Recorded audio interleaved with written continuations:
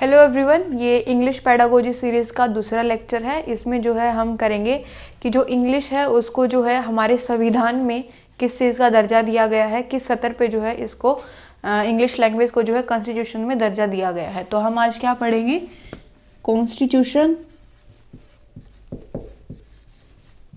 And English language. ये हम जो है इस वीडियो में कवर करने वाले हैं। कॉन्स्टिट्यूशन जो है सबसे पहले आपको पता होगा, कॉन्स्टिट्यूशन में जो है आर्टिकल्स होते हैं। तो आर्टिकल जो है इसी लैंग्वेज से रिलेटेड एक आर्टिकल है, आर्टिकल नंबर 343। इस आर्टिकल के तहत जो है आपको बताया गया है जो इंग्लिश लैंग्वेज है वो एक ऑफिशियल लैंग्वेज है। कैसी लैंग्वेज है? ऑफिशियल लैंग्वेज है। तो इंग्लिश को जो है ऑफिशियल लैंग्वेज का दर्जा दिया गया है। कहाँ पे? हमारे संविधान में जो है आर्टिकल 343 के तहत जो है इंग्लिश को जो है ऑफिशियल लैंग्वेज का दर्जा दिया गया है। ऑफिशियल लैंग्वेज से मतलब है राजभाषा। क्या मतलब है? राजभाषा।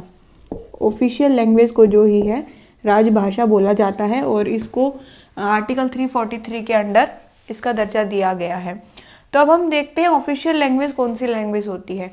ऑफिशियल लैंग्वेज जो है वो लैंग्वेज होती है जो कि किसी भी देश में जो उस देश की गवर्नमेंट है, जो गवर्नमेंट के जो फर्दर ऑर्गेनाइजेशंस हैं, उनमें जिस लैंग्वेज को यूज़ किया जाता है उस लैंग्वेज को जो है ऑफिशियल लैंग्वेज का दर्जा दिया जाता है। ऐसे ही जो है इंडिया में इंग्लिश को जो है ऑफिशियल लैंग्वेज का दर्जा दिया गया है आर्टिकल 343 के तहत। तो ऑफिशियल लैंग्वेज कौन सी लैंग्वेज होती है? वो लैंग्वेज होती है जो कि गवर्नमेंट, किसी भी कंट्री की गवर्नमेंट जो है यूज़ करती है। किसके लिए?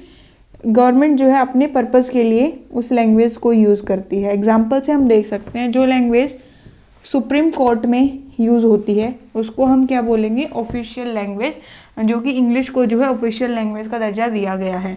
और हम ले सकते हैं सुप्रीम कोर्ट, हाई कोर्ट, इन सब में जो गवर्नमेंट जो अपने पर्पज़ के लिए जो लैंग्वेज यूज़ करेगी उसको हम बोलेंगे ऑफिशियल लैंग्वेज।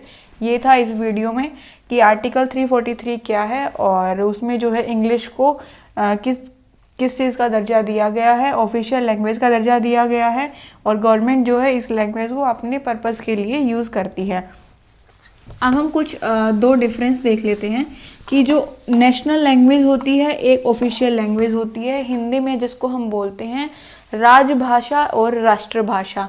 तो हमारी जो है राष्ट्रभाषा और राजभाषा, इसमें जो बहुत ही ज़्यादा डिफरेंस होता है, राजभाषा वो भाषा होती है जो कि कोई भी देश जो है अपने संविधान, जो उसकी गवर्नमेंट है उसको चलाने के लिए जो लैंग्वेज यूज़ करती है उसको राजभाषा बोलते हैं। और राष्ट्रभाषा वो भाषा होती है जो कि पूरे एक राष्ट्र के जो भी पीपल हैं, नागरिक हैं, वो उस भाषा को यूज़ करते हैं कम्युनिकेट करने के लिए। तो ये था, हमने देखा राजभाषा और राष्ट्रभाषा में डिफरेंस। और आर्टिकल 343 हमने देखा कि आर्टिकल 343 में इंग्लिश को जो है ऑफिशियल लैंग्वेज का दर्जा दिया गया है जो कि गवर्नमेंट जो है अपने पर्पज़ के लिए यूज़ करती है। Thank you and have a nice day.